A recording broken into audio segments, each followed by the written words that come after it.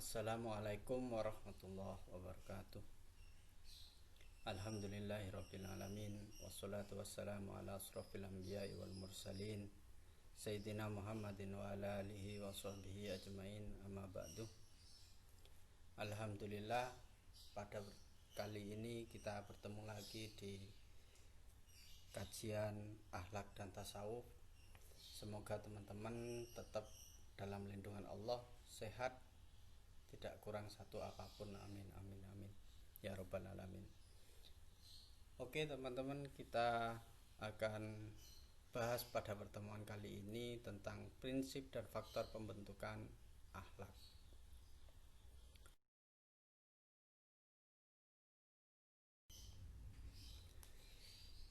Kali ini kita akan bahas tentang prinsip dan faktor pembentukan akhlak. Prinsip itu menjadi sebuah dasar yang mendorong atau kekuatan yang mendorong terbentuknya akhlak. Karena kita yakin bahwa setiap manusia itu pasti melakukan sesuatu, pasti berbuat, entah itu perbuatan baik atau perbuatan yang tidak baik. Nah, perbuatan baik dan perbuatan tidak baik inilah yang kemudian oleh sebagian orang dinilai sebagai akhlak. Nah, perbuatan baik dan tidak baik yang dikatakan akhlak itu pasti ada yang mendorongnya, dan pendorong inilah yang kemudian kita sebut dengan prinsip. Apa yang kemudian menjadi pendorong dari terbentuknya akhlak dalam tindakan manusia? Maka yang mendorong terbentuknya akhlak dalam tindakan manusia itu adalah iman. Iman sebagai internal power, iman sebagai sebuah kekuatan yang mendorong terhadap terbentuknya perbuatan. Semakin kuat iman kita, semakin baik iman kita, maka tindakan atau perbuatan kita pun juga akan semakin baik. Begitu juga sebaliknya, ketika iman kita tidak baik, maka perbuatan kita pun juga tidak akan pernah baik. Nah, di sini kita bisa mengambil hikmah bahwa setiap hari mari kita berlomba-lomba untuk meningkatkan keimanan kita, meningkatkan kualitas keimanan kita, karena iman itu sebagai pendorong kita untuk pendorong terhadap rasa yang kita miliki, pendorong terhadap perbuatan yang kita miliki. Maka semakin baik iman yang kita miliki, maka semakin baik juga rasa yang kita miliki. Semakin baik iman yang kita miliki, semakin baik juga perbuatan yang kita miliki. Begitu juga sebaliknya, ketika kita memiliki iman yang tidak baik, maka rasa kita pun juga tidak akan pernah baik, dan perbuatan kita pun juga tidak akan baik.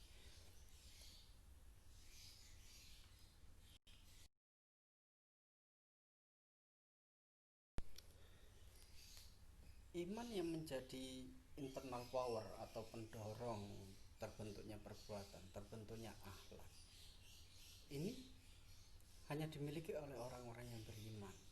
Orang yang beriman pasti memiliki keimanan yang kuat, pasti memiliki keimanan yang baik.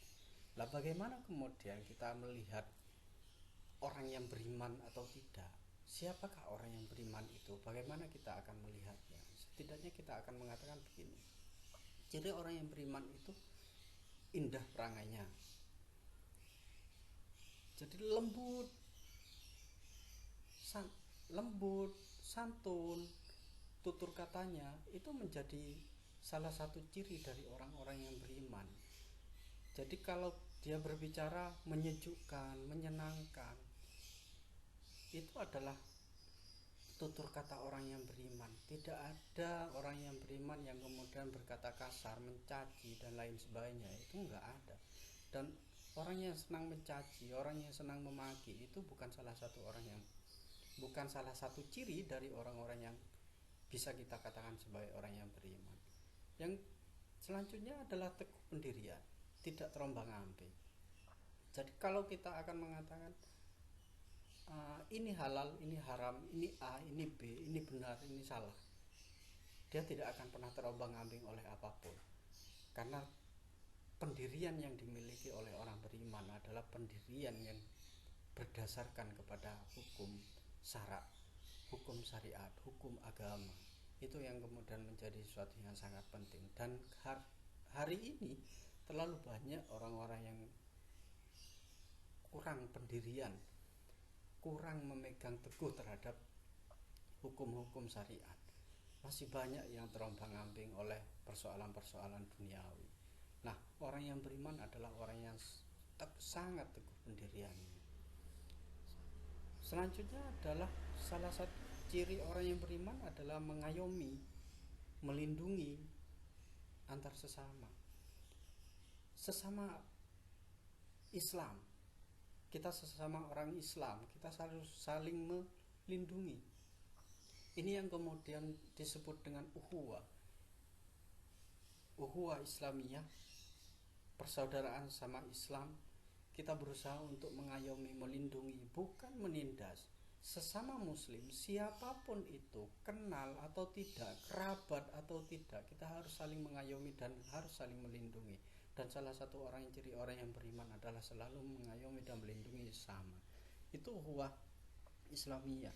Ternyata di dalam Islam bukan hanya melindungi dan mengayomi orang-orang sesama Islam, tapi juga ukhuwah watoniyah, sesama orang-orang Indonesia yang berada dalam satu negara, satu kampung, satu provinsi, itu harus saling mengayomi dan melindungi, bukan sebaliknya, bukan saling menindas dan lain sebagainya. Nah, persoalan-persoalan di bangsa Indonesia hari ini, ukhuwah watoniyah ini sudah tercabik-cabik, persaudaraan senegara itu sudah tercabik-cabik. Bagaimana satu yang dan yang lain itu tidak lagi melindungi, satu yang lain tidak lagi mengayomi, bahkan satu dan yang lain itu saling menindas, saling menjajah, saling menjegal dan lain sebagainya. Nah, potret fakta yang seperti itu bisa kita lihat di televisi, kita bisa lihat di kancah politik, kita bisa lihat di masyarakat. Itu terlalu banyak orang-orang yang kemudian saling menjegal, saling mencaci, tidak lagi melindungi dan tidak lagi mengayomi. Hal-hal yang seperti ini sangat miris bagi kehidupan orang yang beriman, karena orang yang beriman tidak akan pernah melakukan hal-hal yang seperti itu. Yang ketiga adalah ukhuwah besariyah. Ukhuwah besariyah ini tidak lagi berbicara tentang persoalan watoniyah, tidak lagi berbicara tentang tahapan satu negara, satu kampung, tidak berada dalam lokalistik itu. Tapi selama kita masih berada menjadi manusia, selama kita masih melihat di luar sana adalah manusia, mau manusia itu baik, mau manusia itu jelek, mau manusia itu sholat, mau manusia itu tidak sholat, selama dia masih menjadi manusia, maka kita patut untuk mengayomi dan kita patut untuk melindungi. Nah, hal-hal yang seperti ini sudah susah kita temukan karena terlalu banyak pertikaian antara manusia yang satu dengan yang lain. Entah faktor-faktor itulah yang faktor-faktor konflik yang kemudian muncul di negara Indonesia maupun di dunia. Selanjutnya adalah orang yang beriman itu pasti bermanfaat bagi lingkungan. Bukan hanya lingkungan yang dikenal kita dengan alam semesta, tapi juga lingkungan sosial. Di mana dia berpijak, maka di sanalah dia akan bermanfaat bagi orang lain. Lah, orang yang beriman adalah orang yang sangat bermanfaat bagi lingkungan sekitarnya. Bermanfaat bukan dalam arti bermanfaat menuju arah yang tidak baik, tapi yang disebut dengan bermanfaat dalam menuju kepada arah yang lebih baik, sehingga kemudian dapat mendekatkan diri pada Allah dan bisa bermanfaat bagi yang lainnya.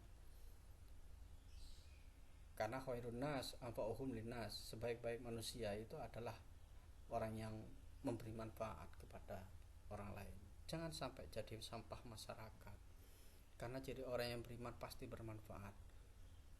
Itu yang patut kita pahami. Jadi kalau kita ingin melihat apakah orang beriman atau tidak, maka kita bisa melihat perangainya seperti apa. Indah enggak, lembut enggak, santun tutur katanya. Kata-katanya bagaimana? Apakah kata-katanya menyejukkan, atau kata-katanya menyakitkan, atau kata-katanya kasar, atau kata-katanya penuh dendam atau penuh kasih sayang. Yang ketiga adalah teguh pendirian. yang keempat adalah mengayomi, melindungi, dan yang kelima adalah bermanfaat. 5 standar inilah kita bisa melihat apakah dia termasuk orang iman atau tidak. Kita melihat pada diri kita sendiri. Apakah keperangai kita sudah baik? Apakah perangai kita sudah indah? Apakah tutur kata kita sudah lembut? Apakah tutur kita masih penuh dengan kekerasan? Apakah kita teguh pendirian? Apakah kita selalu melindungi orang? Apakah kita juga selalu melindungi pada kita? Yang lebih penting, apakah kita bermanfaat bagi lingkungan kita? Kita berada di rumah, apakah bermanfaat bagi lingkungan di rumah? Kita bermasyarakat, apakah kita bermanfaat bagi lingkungan masyarakat? Kita berada dalam kampus pun, apakah kita bermanfaat bagi lingkungan kampus?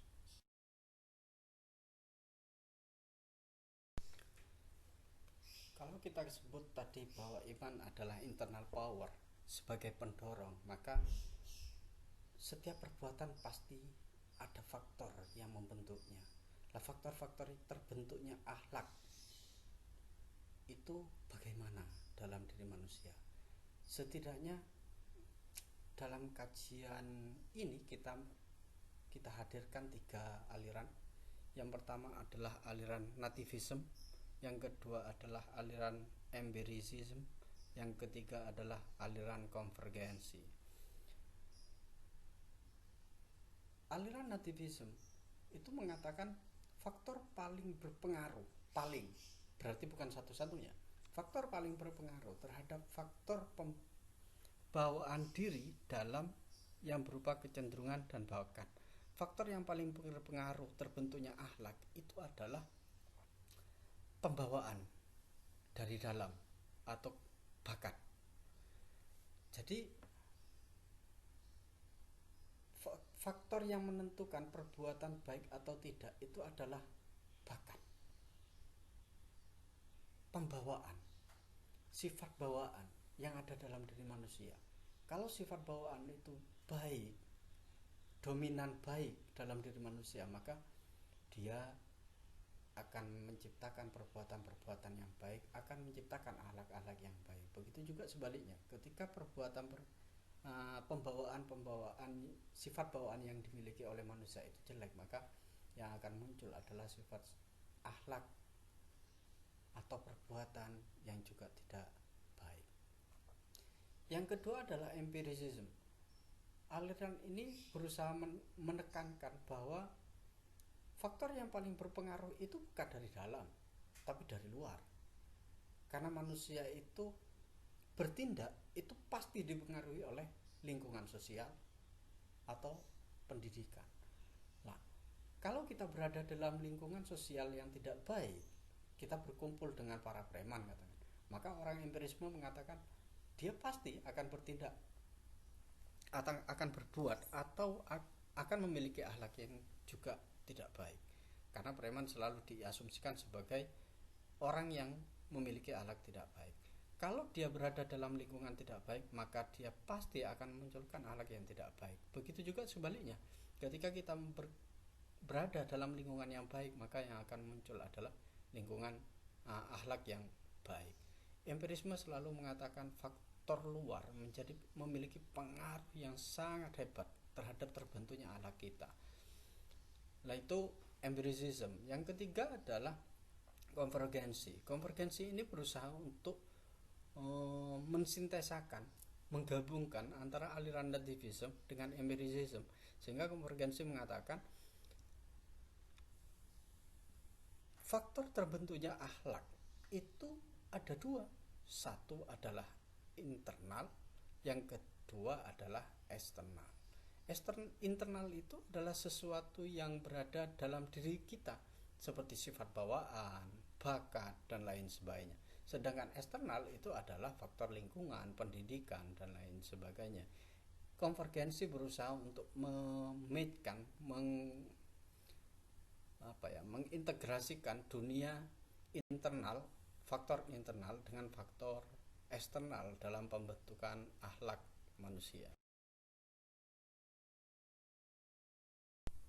Faktor internal dalam teori konvergensi ini bagaimana? Faktor internal yang muncul dari dalam Yang pertama adalah naluri atau ghariza. Naluri ini adalah kesanggupan melakukan segala sesuatu tanpa latihan. Jadi manusia tanpa latihan, tanpa belajar, tanpa apapun, dia bisa untuk melakukan. Seperti apa? Makan. Semua manusia bisa makan. Yang berbeda adalah tata cara makan seperti apa. Tapi makan bisa.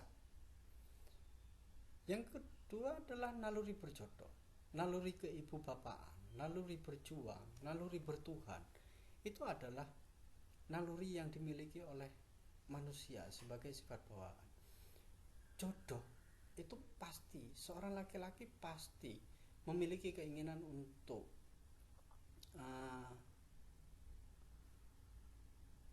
bercinta dengan perempuan. Perempuan pun juga begitu, memiliki keinginan untuk berjodoh dengan laki-laki.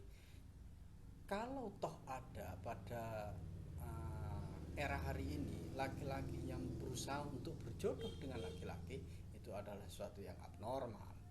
Lah, kita berusaha untuk menjadi manusia-manusia normal, sehingga kemudian yang laki-laki sukanya pada sukanya pada perempuan, dan perempuan sukanya pada laki-laki.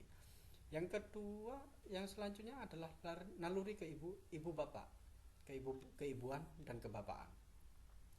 Seorang manusia yang memiliki anak, yang memiliki keturunan, itu kalau perempuan itu akan muncul naluri keibuannya, sedangkan yang laki-laki akan muncul naluri kebapaannya.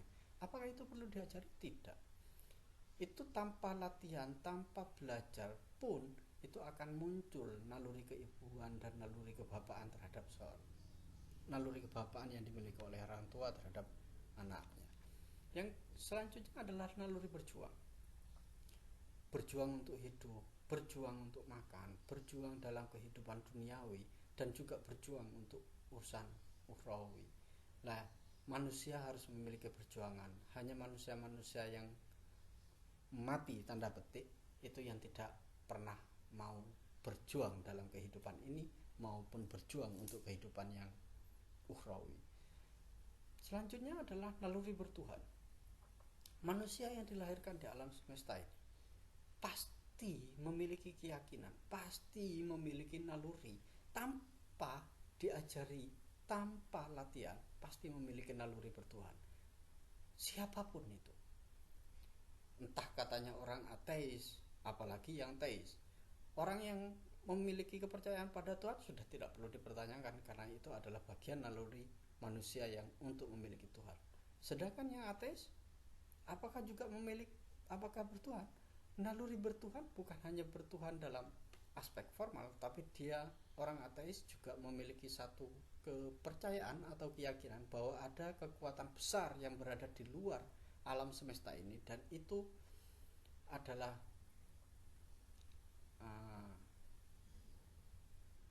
Tuhan.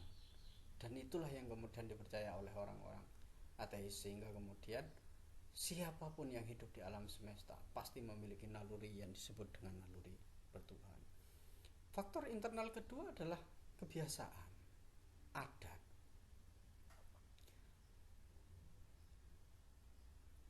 Kebiasaan itu adalah perbuatan yang selalu diulang-ulang sehingga menjadi mudah untuk dikerjakan. Jadi kalau kita mulai kecil, anak kita itu selalu diajari untuk bersedekah, setiap hari bersedekah, kebiasaan bersedekah ini kemudian dibawa sampai besar, sehingga kemudian bersedekah bukan sesuatu yang sulit, tapi itu adalah sesuatu yang sangat gampang. Membantu orang itu juga bagian dari kebiasaan yang harus kita pupuk. Membantu orang mulai kecil, kebiasaan membantu orang dilakukan setiap hari, dilakukan sesering mungkin, sehingga kemudian menjadi kebiasaan dan membantu orang menjadi sesuatu yang mudah. Lah, begitu juga ketika kepekaan sosial kita munculkan. Kepekaan sosial juga harus menjadi kebiasaan, harus dijadikan sebagai sebuah kebiasaan, sehingga kita selalu peka terhadap realitas sosial yang kita hadapi. Faktor internal ketiga adalah keturunan, warosah.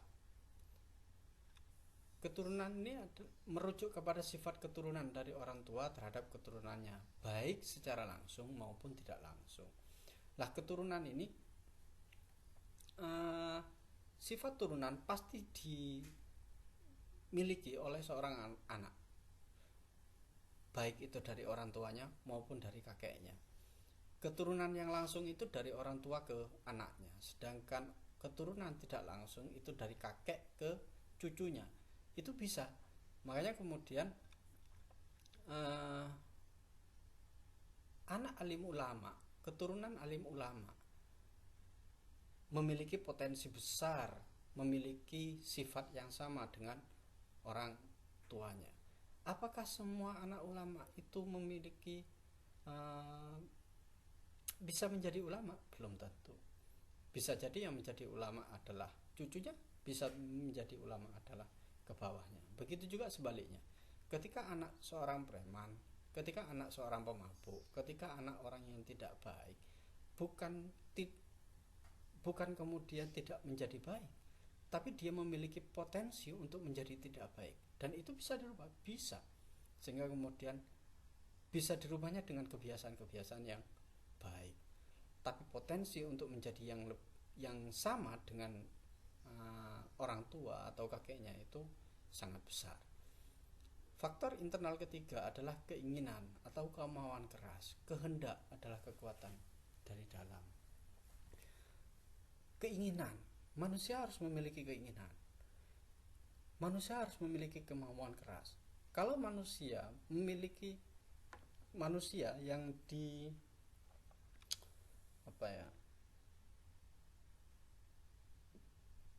yang aslinya yang berada dalam lingkungan tidak baik, kemudian ingin menjadi baik, maka yang harus ditanamkan adalah kemauan keras itu, kemauan untuk menjadi lebih baik. Kalau kita ingin pintar, katakan, karena kita berada di dalam kampus, kalau kita ingin pintar, maka yang harus ditanamkan dalam diri kita adalah keinginan dan kemauan keras. Keinginan bukan hanya sekedar keinginan, hanya ingin saja, tapi kemauan untuk melakukan aktivitas-aktivitas yang menjadi lebih baik itu harus dilakukan. Kalau ingin pintar, hanya ingin saja tapi tidak pernah belajar, tidak pernah menulis, tidak pernah membaca dan lain sebagainya, maka hanya menjadi sebuah keinginan. Tapi kalau kemudian dia ingin pintar, dia memiliki kemauan keras untuk membaca, memiliki kemauan keras untuk menulis, dia memiliki kemauan keras untuk belajar, maka pasti itu akan mencapai pada keinginannya, yaitu pintar.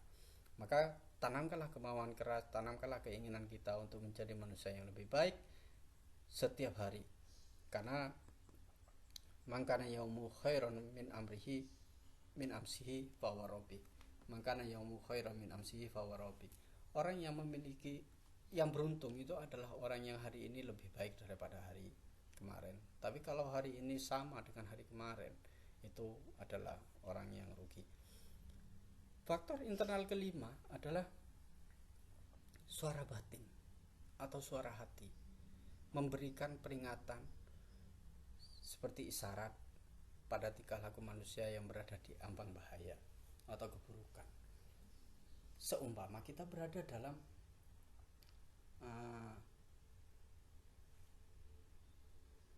kondisi yang tidak baik.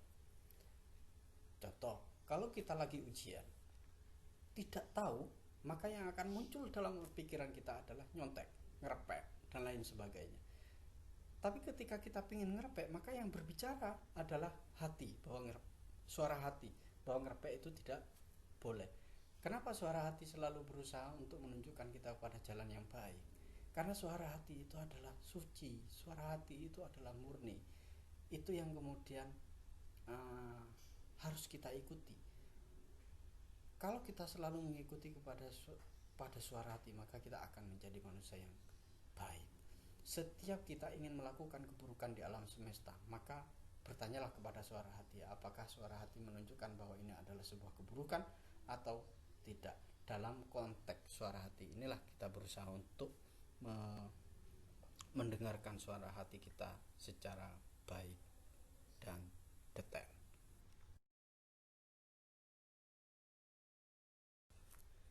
Kedua adalah faktor eksternal kedua adalah keluarga. Orang tua adalah pusat kehidupan rohani sebagai penyebab perkenalan dengan alam luar tentang sikap, cara berbuat, serta pemikirannya di hari kemudian. Keluarga itu sesuatu yang sangat penting. Bagaimana keluarga mendidik anak? Apakah anak diajari berbohong? Apakah anak diajari jujur? Apakah anak diajari menjadi seorang pemaaf? Ataukah kita menjadi orang pendendam? Orang tua atau keluarga memiliki peranan besar.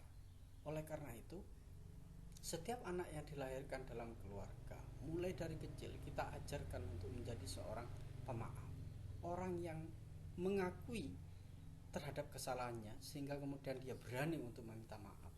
Itu adalah bagian dari keluarga. Kejujuran, amanah itu adalah sesuatu yang harus ditanamkan dalam diri anak, dan yang memiliki peranan besar itu adalah keluarga. Kalau keluarga mulai mengajari anaknya untuk berbohong mulai kecil sampai besar, maka yang akan muncul dalam dirinya adalah kebohongan-kebohongan saja. Kalau seorang anak diajari untuk menjadi seorang pendendam mulai kecil, maka sampai tua, sampai besar dia akan menjadi seorang pendendam. Kalau dia diajari untuk jujur, maka dia akan menjadi manusia yang jujur selama hidupnya. Nah, keluarga inilah yang memiliki peranan penting dalam pembentukan kehidupan rohani, sifat dasar yang dimiliki oleh seorang anak. Yang ketiga adalah sekolah. Sekolah, ilmu pengetahuan. Semakin bagus, ada satu pepatah mengatakan begini, semakin banyak ilmu yang dimiliki oleh seorang, maka dia akan menunduk, akan semakin tawadu. Seorang yang memiliki ilmu pengetahuan yang lebih, maka dia akan santun, dia akan menjaga akhlaknya, dia akan semakin baik. Kalau di luaran sana ada orang yang sudah sekolahnya tinggi tapi memiliki akhlak yang tidak baik, berarti mungkin keilmuan yang dimiliki adalah keilmuan yang kurang barokah. Keilmuan yang kurang barokah akan berbeda dengan real yang semestinya. Kalau semestinya bagaimana? Orang yang memiliki keilmuan yang tinggi, dia akan lebih bijak, lebih arif, dan lebih santun dalam bersikap dan dalam berakhlak, baik pada dirinya, baik pada lingkungannya, maupun kepada Allah Subhanahu wa Ta'ala. Itulah faktor internal dalam teori konvergensi terbentuknya akhlak manusia. Sedangkan faktor eksternal bagaimana? Yang pertama, faktor internal, sesuatu yang berada di luar diri manusia tapi memiliki pengaruh terhadap terbentuknya akhlak manusia, itu adalah lingkungan. Lingkungan mampu mempengaruhi pikiran, sifat, dan tingkah laku. Ketika kita berada dalam lingkungan yang memiliki pikiran yang picik, maka secara tidak sadar pikiran kita akan terpengaruhi oleh pikiran-pikiran yang picik. Ketika kita berkumpul dengan orang-orang yang memiliki sifat yang tidak baik, suka minum-minum, sifat senang ngerumpi, senang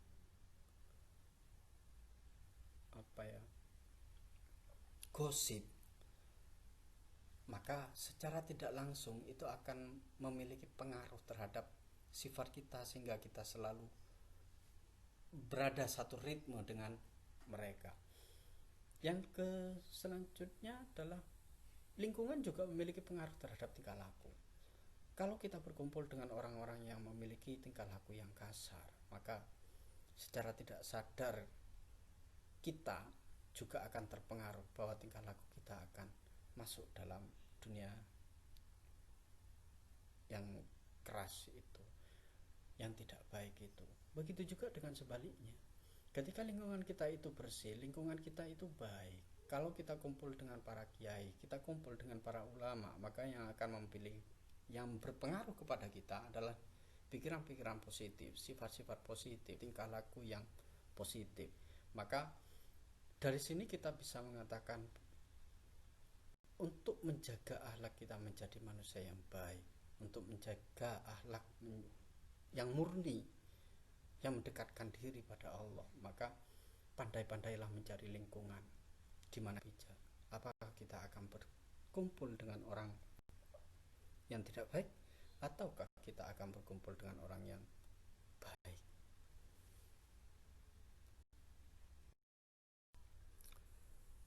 Terima kasih. Itu adalah sekilas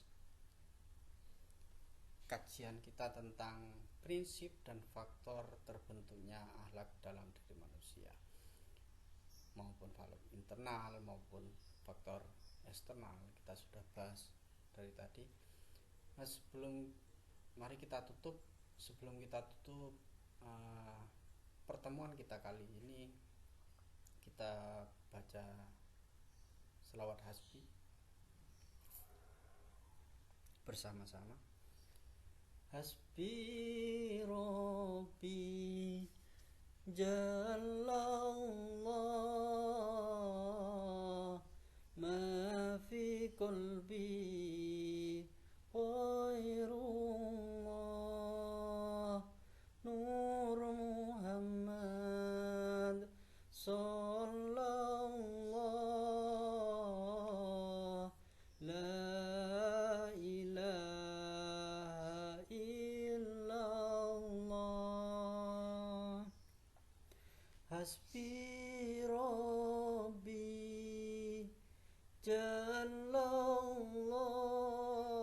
Jalallah ma fi qalbi ghairullah Nur Muhammad sallallahu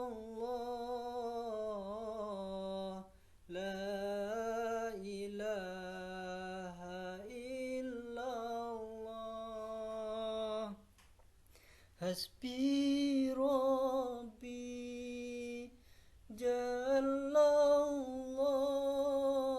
Jalallah ma fi qalbi ghairullah Nur Muhammad sallallahu la ilaha illallah. Terima kasih. Wallahul muwaffiq ila aqwamit thoriq. Wassalamualaikum warahmatullahi wabarakatuh.